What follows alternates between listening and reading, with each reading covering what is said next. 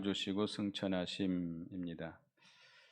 예수님께서 부활하셔서 40일 동안 제자들에게 나타내 보여주셨습니다. 40일이 다 마치고 이제 승천하시기 전에 그 예수님의 제자들을 책망했어요. 믿음 없는 걸. 여기 14절에 보면 그 후에 한 11제자가 음식을 먹을 때 예수께서 그들에게 나타나사 그들의 믿음 없는 것과 마음이 완악한 것을 꾸짖으시니 이는 자기가 살아난 것을 본 자들의 말을 믿지 아니함이로라. 예수님의 제자들이 믿음이 없었다. 뭘 믿지 않았죠? 예수님의 그 부활을 믿지 못했습니다. 믿음 없는 걸 책망했어요. 그 마음이 완악한 걸 책망하셨지만 이제는 그들에게 또 사명을 주십니다. 여기 너희는 온 천하에 다니며 만민에게 복음을 전파하라.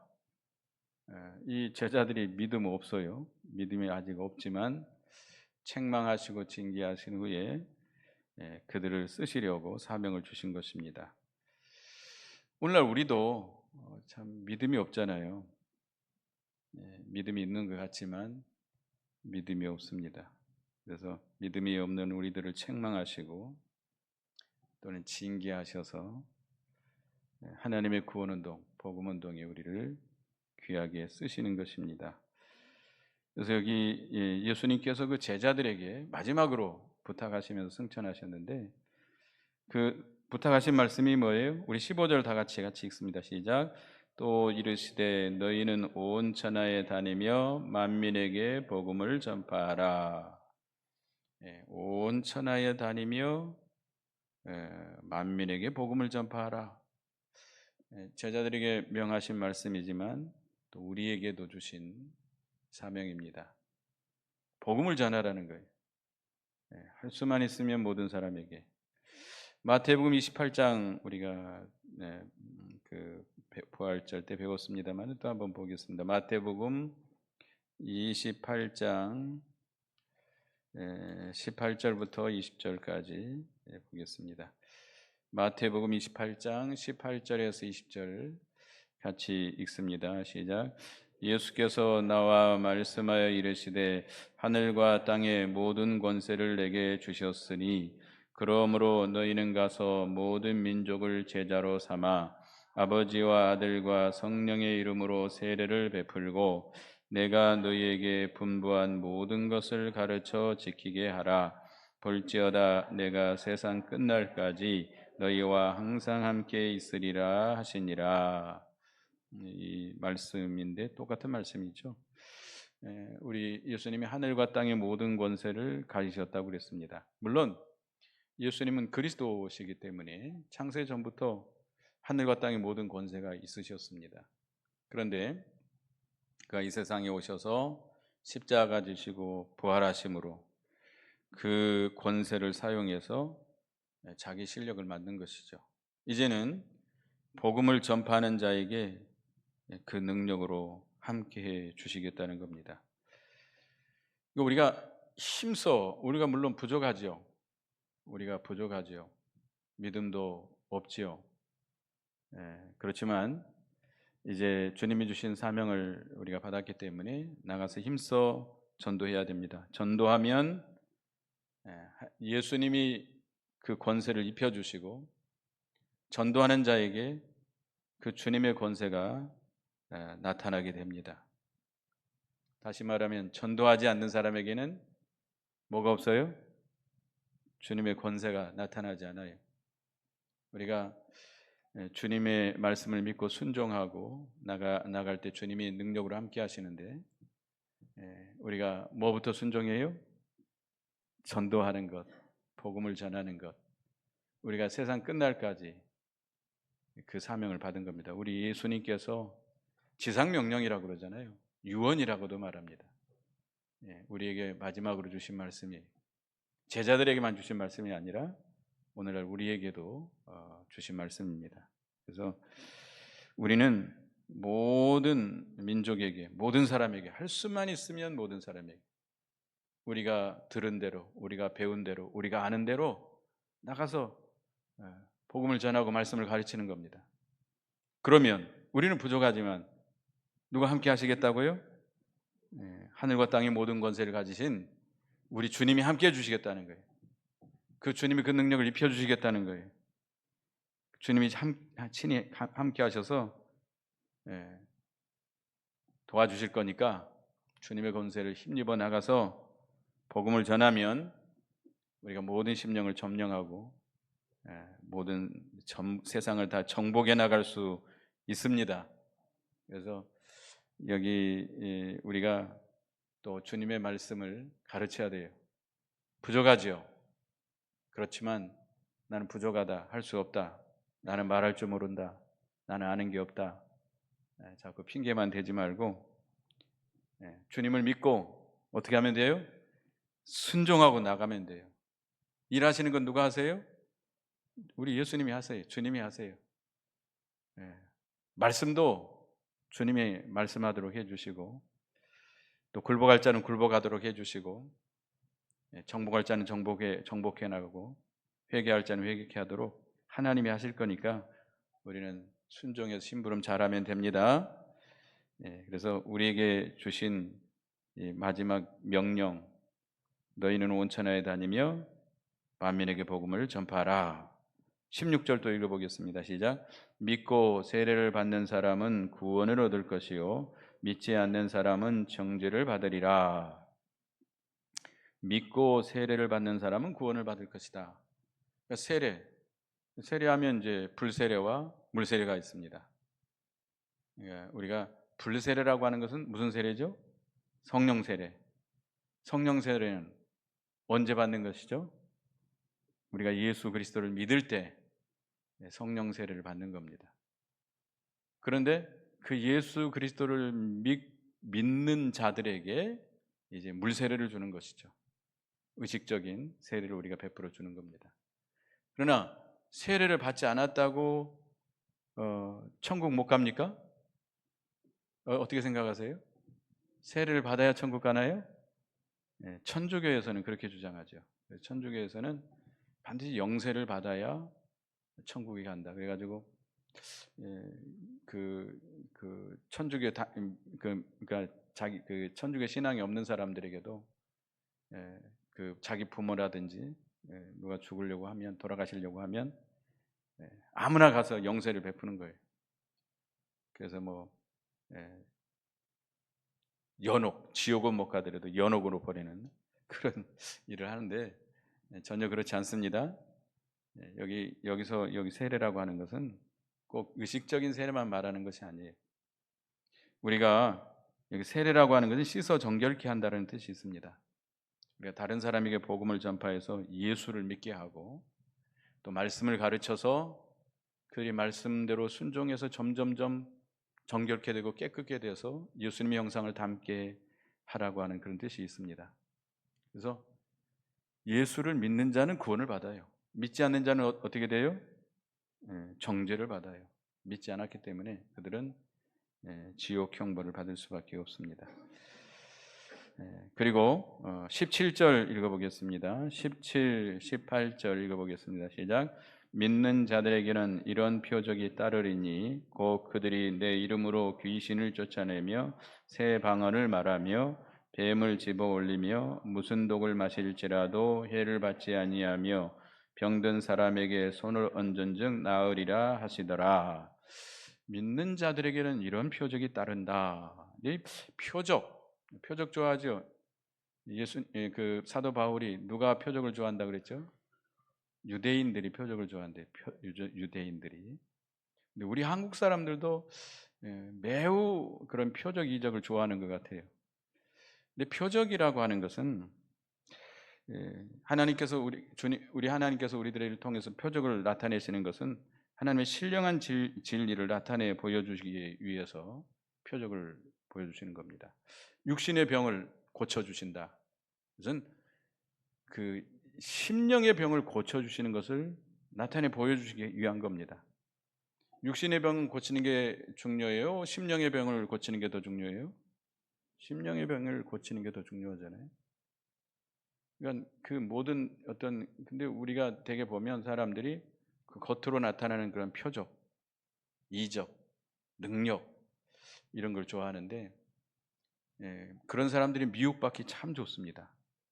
그런 능력이라든지 표적이라든지 이적 이런 걸 추구하고 따라가는 자들이 마귀에게 많이 미혹을 당해요. 우리가 데살로니가전서 2장에도 말씀했습니다마는 누구도 이적을 행해요? 거짓 선지자들도 이적을 행하고 표적을 행하고 능력을 행한다고 그랬습니다. 우리는 진리를 따라가야지 그런 어떤 표적, 이적, 능력 이런 걸 추구하고 바라고 따라가서는 안 됩니다. 가장 중요한 표적은 예수 그리스도를 믿는 거예요.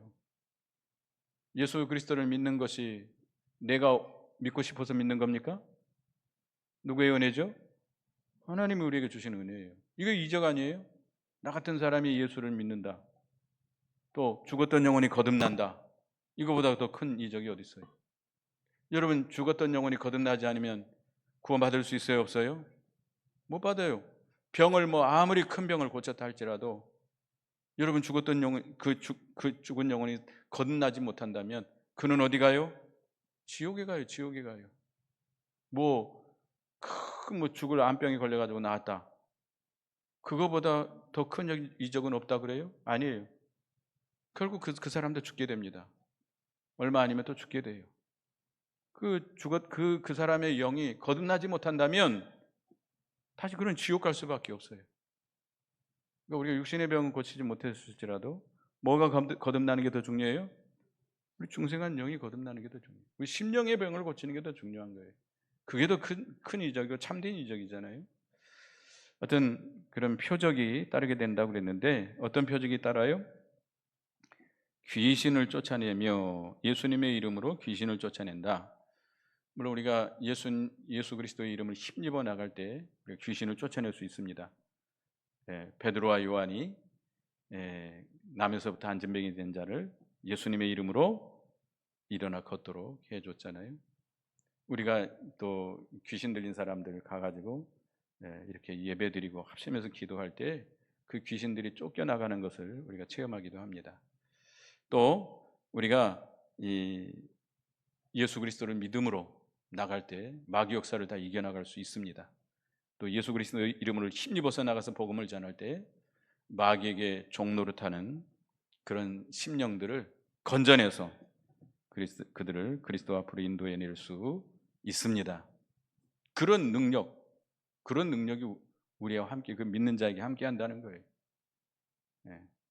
그리고 여기 새 방언을 말하며 그랬는데 여기 새 방언이라는 뜻은 그 히브리 원어는 말, 언어 이런 뜻이라고 합니다. 그러니까 새 방언하면 새로운 말, 새로운 언어. 그러니까 이 방언이라는 뜻은 요즘 신비주의자들이 말하는 그런 샬라 하는 것만 자꾸 생각하는데 그거 아니에요. 새 방언이라고 하는 것은 새로 깨달은 진리를 자기 나라 말로 말하는 것, 이것도 새 방언이에요. 이게 새 방언이에요. 심령이 새롭게 되어서 하는 말, 우리가 똑같은 말인데도 내가 심령이 새롭게 돼서 은혜를 받아서 성령에 충만해서 말할 때 이것이 새 방언이 될 수 있습니다. 방언이라고 하는 것을 성경에 세 가지가 나옵니다. 여러분 자꾸 착각해가지고 이상한 말하는 걸 방언이라고만 생각하는데 그거 아니에요. 사도행전 2장에 무슨 일이 벌어졌죠? 보혜사 성령이 강림하셨습니다. 예수님 승천하시고 10일 후에 이제 오순절날 보혜사 성령이 강림하셨는데 그때 제자들이 방언을 합니다. 제자들이 방언하는 그 방언이 무슨 방언이에요? 외국말이에요. 다른 나라 말이에요. 다른 민족 말이에요. 다른 지방 말이에요. 우리가 우리 같은 한국 사람이더라도 지금은 사투리가 심하지 않습니다만은 제주도 사람들이 하는 말을 뭐라고 그래요? 제주도 방언이다. 경상도 사람들이 하는 말을 경상도 방언이다. 전라도 사람들이 하는 말 전라도 방언이다. 지금은 방송이라고 하는 게 너무 발달해가지고 요즘 아이들이 그렇게 사투리 많이 안 쓰잖아요. 근데 우리 어렸을 때만 해도 경상도 사람들 그 진짜 본토백이들 말하는 거 잘 못 알아들어요. 제가 제주도 살았습니다마는 제주도 그 할머니들이 하는 말 잘 못 알아들어요. 그냥 눈치로 때려잡아요. 눈치로. 아, 지금 이 할머니가 지금 무슨 말하고 있구나. 근데 그분들 하는 말 거의 50% 이상은 못 알아듣는 말이에요. 그 진짜 그 할머니들은요, 진짜 그 본토백이 그 제주도 말을 하거든요. 자기들끼리도 말하고 우리들한테도 그냥 서슴없이 말하는데 우리는 그냥 눈치로 저 무슨 말 하시고 계시는구나 이렇게 하는 거 못 알아들어요. 그러니까 방언이라는 거는 이게 다른 나라 말일 수도 있고 다른 지방 말일 수도 있고 그렇습니다.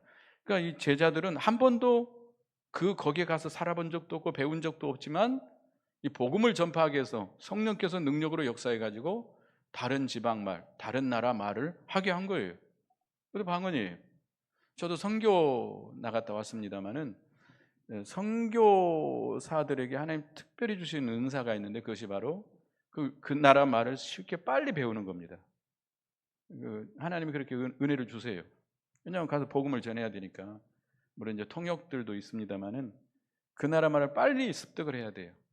그래서 그 외국말 배우지 않았지만 외국말을 하는 거. 그다음에 이제 고린도전서 14장에 알아듣지 못하는 방언. 뭐 요즘 신비주의자들이 말하는 셜라 하는 거. 우리 교회도 가끔 그런 분들이 와서 하는 거 제가 들었습니다. 근데 이 알아듣지 못하는 방언은 자기 덕을 세우지만 교회 덕을 세우지 못한다고 그랬어요. 그래서 이 알아듣지 못하는 방언은 교회에서 하라 하지 말라. 고린도전서 14장 보겠습니다. 고린도전서 14장 고린도전서 14장 28절 보겠습니다. 28절 읽어보겠습니다. 시작. 만일 통역하는 자가 없으면 교회에서는 잠잠하고 자기와 하나님께 말할 것이요. 알아듣지 못하는 방언은 통역하지 않고 통역이 없으면 교회에서는 어떻게 하라? 하지 말아라. 이거 하지 말아라. 자기 혼자 기도할 때는 방언을 할 수 있어요.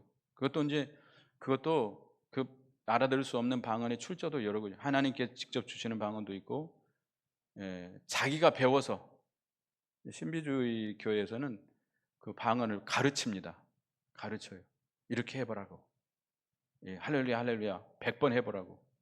그럼 꼬그라진 말을 합니다. 이상한 말을 해요. 거기는 방언을 해야 성령 받았다고 생각하기 때문에 그렇게 가르쳐요. 또 마귀가 주는 방언도 있어요.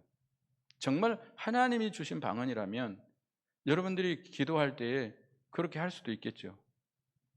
그러나 교회에서는 통역이 없다면 잠잠하라 그랬어요. 여기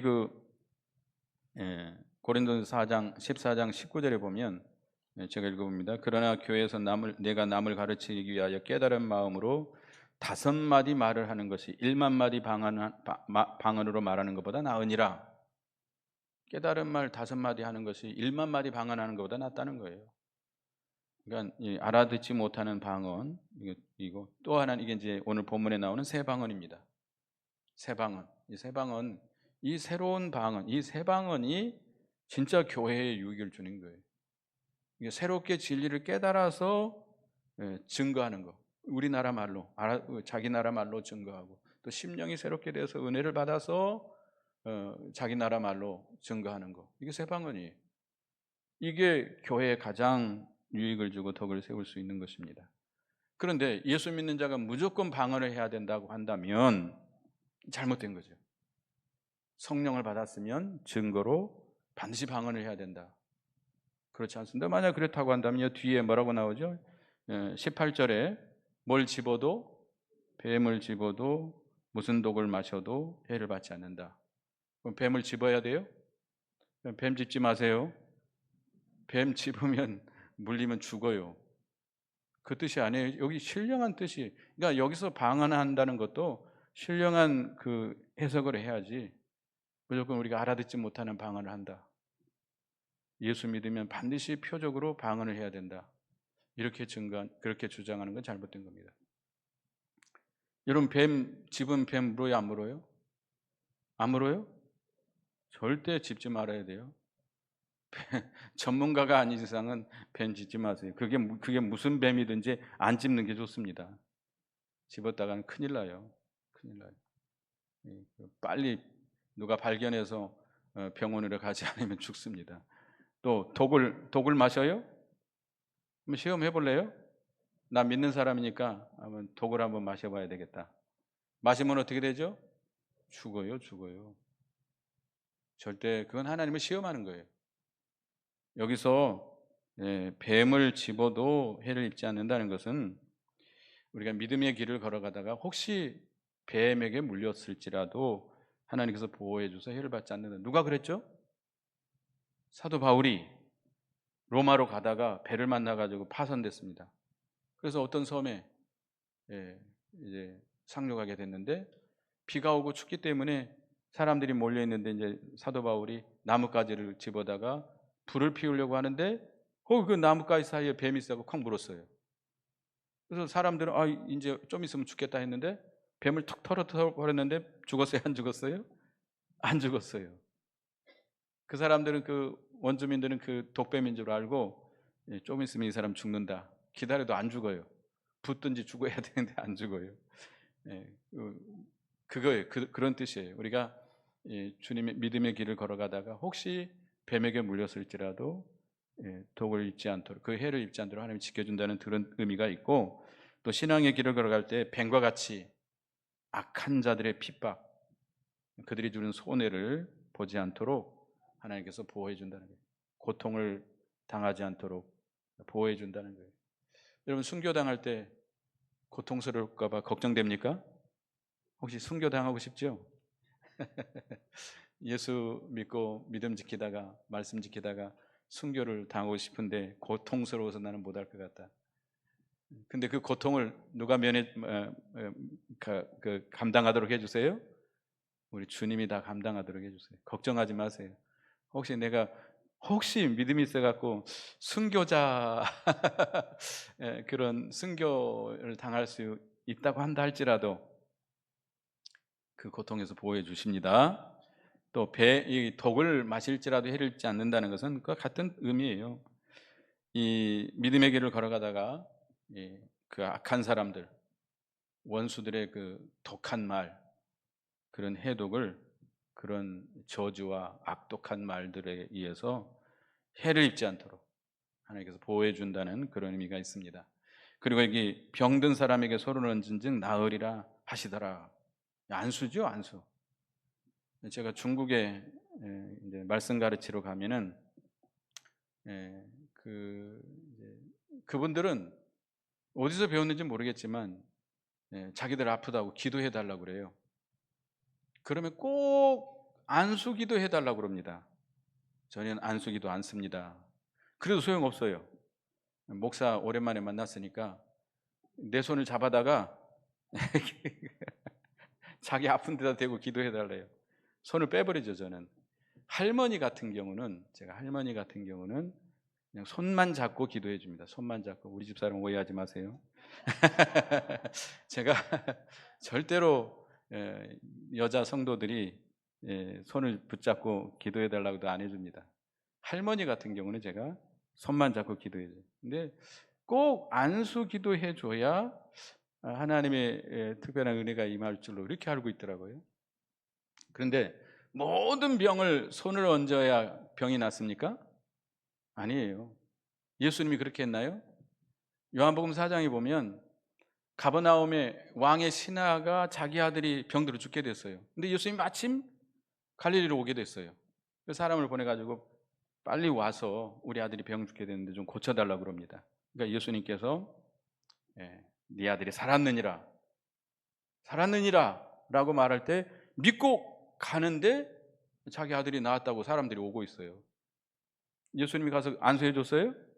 안수 안 해줬어도 사는 것이 하나님의 뜻이면 살게 돼 있습니다. 그러나 그 병이 낫지 않는 병이라고 하나님의 뜻이 낫지 않는 병이라면 아무리 기도해도 나아요, 안 나아요? 안 나아요. 누가 그랬죠?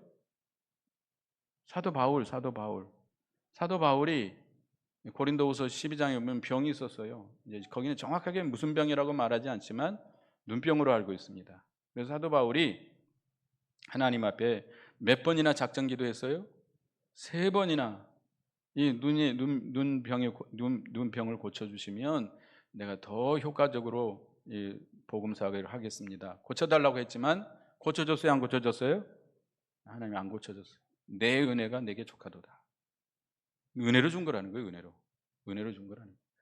그 빌병 때문에, 그 병 때문에 사도 바울이 교만해지지 않고 낮아지고 주님의 능력을 힘입고 그래서 더 강하게 된다는 거예요. 하나님께서 그 사도 바울을 끝까지 귀하게 쓰시려고 그 질병을 주신 거예요. 아무리 기도해도 안 낫습니다. 그러니까 이 신비주의에서는 무조건 안수 기도하면 모든 병을 고칠 수 있다고 주장합니다. 맞아요? 틀려요? 틀려요. 맞지 않습니다. 하나님의 뜻이면이에요. 거기에 반드시 뭐가 들어가야 돼요? 하나님의 뜻이면, 낫는 것이 하나님의 뜻이면 다 고침받을 수 있어요. 우리가 기도할 때 그렇게 기도해야 돼요. 하나님의 뜻이면 고쳐줄 걸 믿습니다. 그렇게 기도해야 돼요. 이 병이 꼭 낫길 믿습니다 하고 하면 기도하면 안 돼요. 하나님의 뜻이면이에요. 하나님의 뜻이면. 그러니까 우리가 더 중요한 것은 그 심령이 고침받는 거예요. 심령이 고침받는 것이지, 만약에 모든 병을 다 고칠 수 있다라고 말한다면, 그렇게 주장하는 목사가 있다고 하면 그 교회에 병든 사람이 있어야 돼요, 없어야 돼요? 없어야 돼요. 죽는 사람이 있어야 돼요, 없어야 돼요? 없어야 돼요. 그런데 그런 교회에 병든 사람이 없을까요? 제가 볼 때 더 많아요. 더 많아요. 예, 그러니까 우리가 손을 얹은즉 나으리라. 이게 이제 그 신비주의 목사님들, 그런 분들 이야기를 들어보면, 죄송하지 이렇게 말씀해서 죄송합니다만은 성추행 사건들이 엄청 많습니다. 그렇게 고발도 많이 당해요. 그러니까 꼭 손을 얹고 기도해야 낫는다. 물론 우리가 이제 그 정말 중하신 분들, 그러니까 손을 잡고 기도해 줄 수 있습니다만은 꼭 안수를 받아야 된다. 이렇게 해가지고 하는 것은 옳지 않다는 겁니다. 그 다음에 19절부터 이제 예수님이 승천하시는 사건이 나오는데요.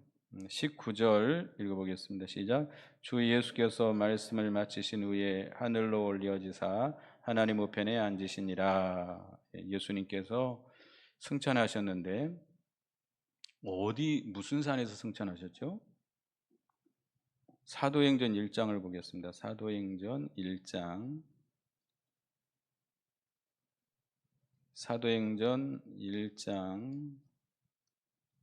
9절, 사도행전 1장 9절에서 11절까지 보겠습니다. 사도행전 1장 9절에서 11절 읽어봅니다. 시작. 이 말씀을 마치시고 그들이 보는 데서 올려져 가시니 구름이 그를 가르려 보이지 않게 하더라. 올라가실 때 제사들이 자세히 하늘을 쳐다보고 있는데 흰 옷 입은 2사람이 그들 곁에 서서 이르되 갈릴리 사람들아 어찌하여 서서 하늘을 쳐다보느냐. 너희 가운데에서 하늘로 올려지신 이 예수는 하늘로 가심을 본 그대로 오시리라 하였느니라. 여기인데 이제 12절에 보면 제자들이 감람원이라는 산으로부터 예루살렘에 돌아오니 그랬습니다. 그러니까 예수님이 승천하신 산은 무슨 산이에요? 감람산, 베다니 앞산이라고 그랬습니다. 감람산이. 감람산에서 승천하셨는데, 예수님이 승천하실 때에 그 승천하신 모습이 어떻게 승천하셨어요? 구름을 타시고. 그래서 그 천사가 말했습니다. 너희 가운데서 하늘로 올려진 이 예수는 하늘로 가심을 본 그대로 오시리라. 예수님이 어디로 올라가셨어요? 하늘로 올라갔기 때문에 예수님은, 재림하시는 예수님이 어디로부터 내려와요? 하늘로부터. 구름 타고 올라갔기 때문에 뭐 타고 오세요? 구름을 타시고, 또 신령한 몸으로 그 제자들의 눈으로 볼 수 있게 올라가셨기 때문에 모든 사람이 볼 수 있도록 임하십니다. 또 부활하신 신령한 몸으로 승천하셨기 때문에 부활체 신령한 몸으로 재림하실 것입니다. 우리 한번 보겠습니다. 마태복음 24장 보겠습니다. 마태복음 24장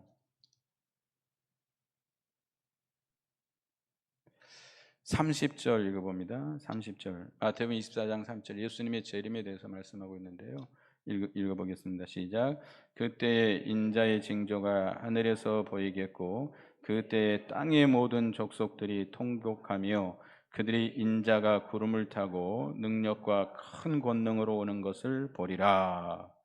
자, 예수님께서 하늘로부터 이제 임하시게 되는데 땅의 모든 족속들이 다 볼 수 있도록, 그러니까 세상에 사는 모든 인간들이 다 볼 수 있도록 구름을 타고 오신다는 거예요. 그리고 큰 나팔과 천사들을 보내가지고 모든 택한 백성들을 모으게 된다고 그랬는데, 지구가 어떻게 생겼죠? 동그랗게 생겼죠. 지금 여기는 밤이지만 반대편에는 지금 뭐죠? 낮이죠. 그러면 여기서는 지금 태양을 못 보지만 저쪽에서는 태양을 보고 있잖아요. 그럼 어떻게 그럴까요? 어떻게 해요? 하나님의 능력으로. 하나님이 그거 하나 못 하겠어요? 예수님이 오시는 것을 모든 민족, 땅에 있는 모든 민족이 다 볼 수 있도록 그렇게 오셔요. 믿으시기 바랍니다. 우리나라의 재림주, 자기가 재림주라고 하는 사람들이 50명이 넘는데요. 50명. 많기도 하죠. 참 많습니다. 자기가 재림주다. 근데 그 사람들 믿어야 돼요? 절대 안 돼요. 그 사람들이 세상 모든 민족이 다 알 수 있도록 왔어요? 하늘에서 구름 타고 왔어요? 다 가짜들이죠.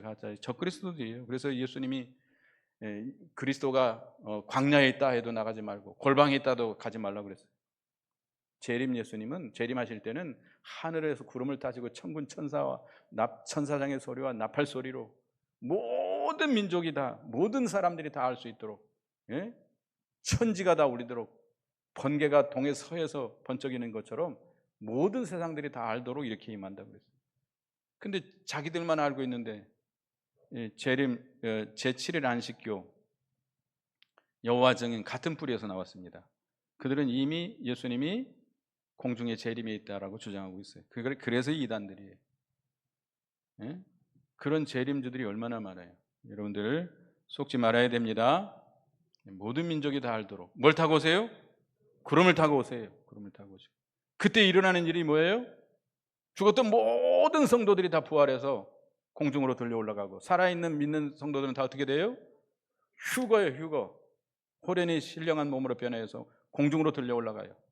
그들이 왔을 때 그런 일이 벌어졌어요? 전혀 없어요. 그거 다 가짜들이에요. 우리 속으면 안 됩니다.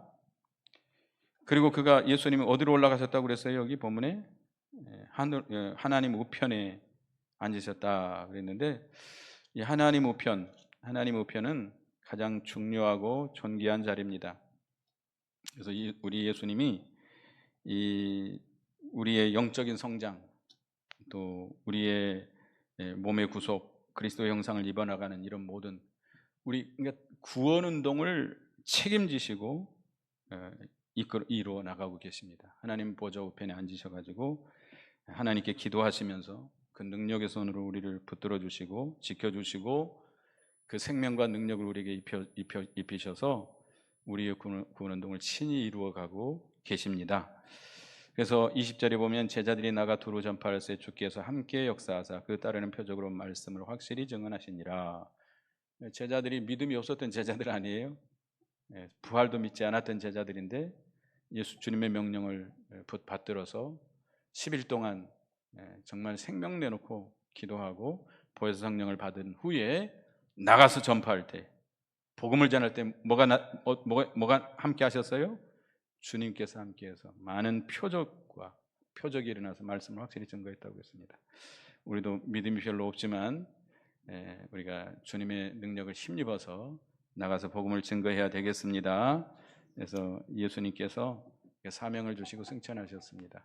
그래서 우리도 부족하지만 주신 사명 받들어서 복음을 증거해야 되겠습니다.